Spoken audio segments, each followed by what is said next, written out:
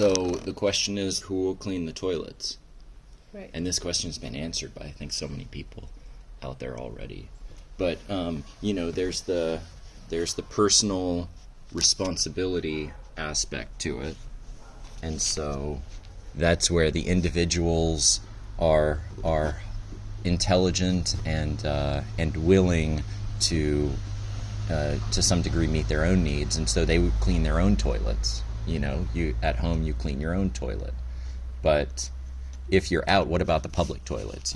Are you going to clean the public toilet after you're done?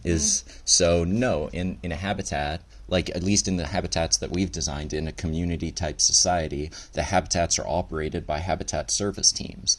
And so what are you talking about? You're talking about both a water fixture, because it's a bathroom that has water, and you're talking about architecture. So it would be some sort of, you'd have a habitat service team, and that habitat service team would clean the public bathrooms, and that team would be composed of probably some sort of architectural cleaning sub-team, and maybe the water team as well. So it'd be an intersystem team between those two different top-level habitat service teams. So, you're contributing to the architecture team, and then somebody says, well, I don't want to clean the toilets. Well, what do you do then? Somebody says, okay, I want to work for the architecture habitat service team, but I don't want to clean toilets. Yeah, what happened? Well, what do you do? What happened?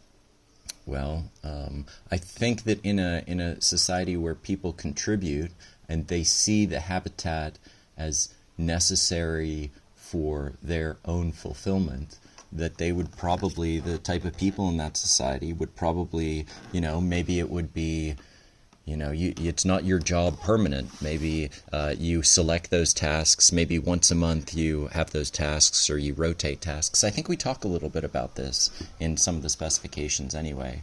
But, you, as part of the architectural service maintenance, because it's really maintenance. So you're talking about there are three operational processes for the entire habitat. There's the planning, strategic preservation planning. There's the master planning of the habitat for its next instantiated iteration. Then there's maintenance and operational processes. So this is a maintenance process that occurs not only in individuals' own houses in terms of their own bathrooms, which people, I guess, would be responsible for, as they are sort of responsible for now. And again, there are different ways to do this. And then you would have the habitat service team themselves, who have maintenance and operations processes for cleaning and maintaining the environment. And that's an architectural fixture and a water fixture. And so that would be part of maintaining. So it would be people on the habitat service team who have selected to do this. And all of this is transparent, so you can see who's doing these tasks. And then in terms of your own home, right now we have individuals, right? We have individuals cleaning their homes, or we have individuals paying other individuals to do it.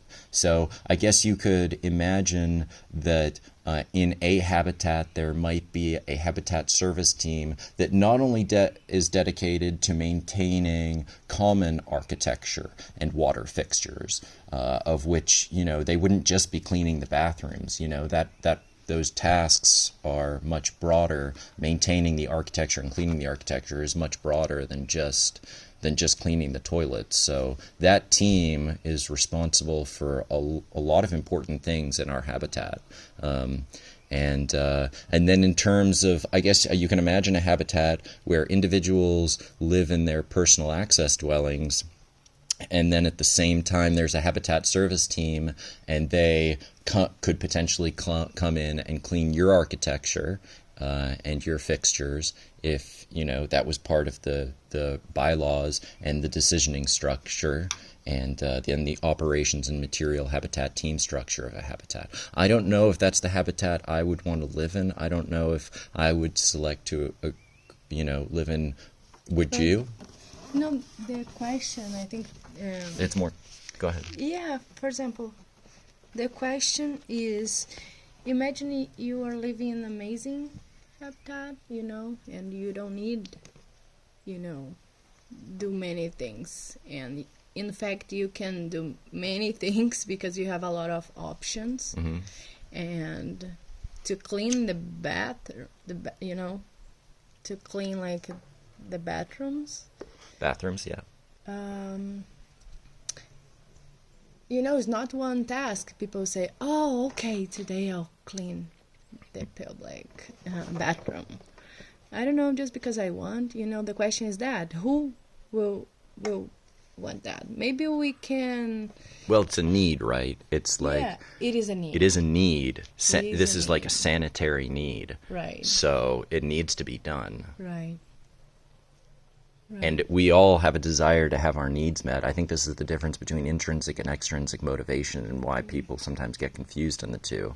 Because, if you live in an environment where, you work and that work actually fulfills your need, I think you would develop a different perspective that, we want to work in our habitat, and maybe sometimes we do tasks that, we might internally see as our duty and we might not enjoy, but we do them because they need to be done. And in any given habitat, there's probably a percentage of people, particularly in a community environment, that have that perspective during some sort of contribution phase of their life. Yeah, and like they can share like these activities, if you one person cleaning well, once the team, per right. week. Yeah. You can cycle the tasks in you can cycle the tasks in various ways for, within the team. They're like one person, you could have a fixed position, or you could have like a cycle position where once a week or once a month, you do that task. And again, of course, there's also automation, in a community bathroom.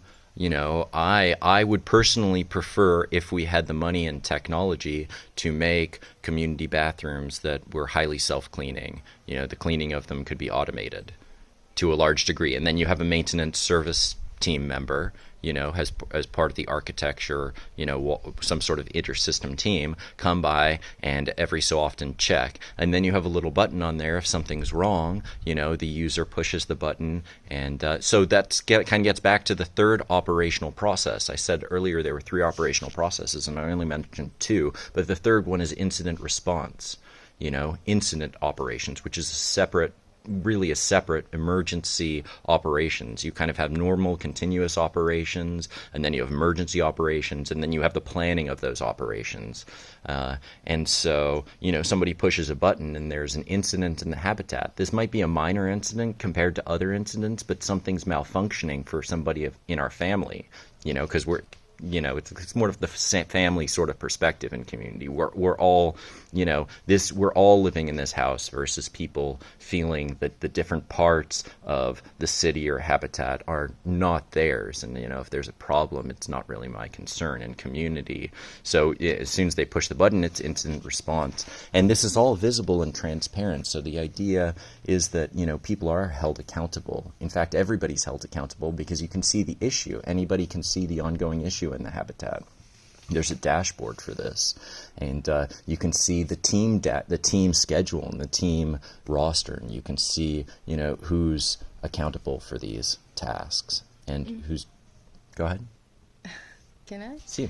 Okay, so I think the difference in behaviors in market states in a community type environment and society is. There we see the valleys in around all tasks, to supply the needs. Right. Supply. Yeah, to meet that. You could To say meet the supply, needs. and some, they're Yes, supplying the goods and services, certainly. Yes. Yeah. The point is that there, this type of tasks, to maintain the life. To maintain our life. To maintain our lives, is like. It's amazing, it's not like a sub-tasks here in the market state. Right. There we see like everything is like to meet our needs. So this is one task for that, like a cleaning task to clean the architecture, right. Water system. So that's amazing. Who people will feel I am doing amazing work for society. The behaviors change because the mentality is different. People understand there what's going on, and which it is alcohol. Yeah, so it's a difference in perception because they're perceiving there's no like I don't want to do that task because that task is filthy. You know, it's like all of these tasks are important, and anybody who does any task, and even, you know, you can imagine in a healthier society, the people who did the tasks that were the most difficult and most people didn't want to do, that they might be the most respected people. You can imagine that not growing up in a market state, but growing up in community, we might be able to achieve that perspective among the population.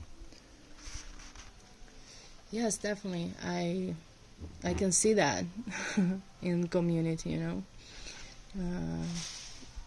Oh, I think it's a monkey around.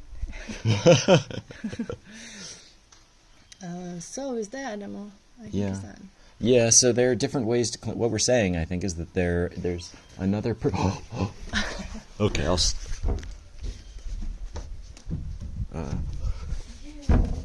Amor, how many did you get? No, that's it's sad. My mom is not here to see that. Oh, it's true, she's not.